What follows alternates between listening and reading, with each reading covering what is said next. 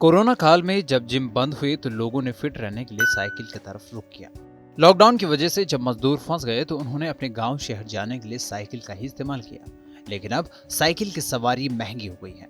बीते एक साल में ही हर तरह की साइकिल के दामों में करीब 50% की बढ़ोतरी हुई है।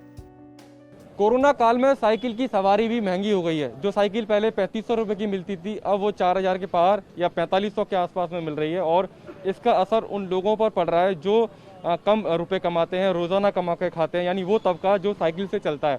इसके अलावा जो फैंसी साइकिल थी वो भी महंगी हो गई है। इस वक्त हम चांदनी चौक इलाके में हैं और ये यहाँ की सबसे मशहूर साइकिल मार्केट है। यहाँ पर हम जानने की कोशिश ये कर रहे हैं कि साइकिल के दाम कैसे बढ़े, उसकी वजह क्या है, और जिस साइकिल को लोग फिटनेस के तौर पर या आसपास जाने के लिए इस्तेमाल करते थे, उसके रेट अचानक से क्यों बढ़े हैं। सर, एक साल में 35 से 40% का बढ़ोतरी हो गई है इन साइकिलों पे, सारी साइकिलों पे।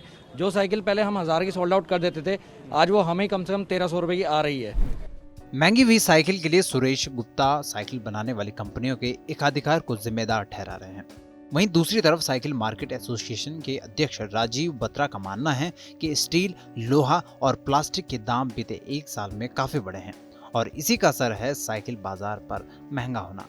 अब जब तमाम कलपुर्जे महंगे हो चुके हैं तो जाहिर है कि साइकिल के दाम में भी इजाफा मुमकिन है। देखिए, इसकी दो वजह है। एक तो कोविड के बाद से थोड़ी सी बाइसिकल की डिमांड में बढ़ोतरी आई है, थोड़ी प्रोडक्शन में कमी आई है, और तीसरा मुख्य कारण जो है वो रॉ मटेरियल में तेज़ी है। महंगी साइकिल के चलते दुकानदारों को ग्राहकों का मोल भाव झेलना पड़ रहा है।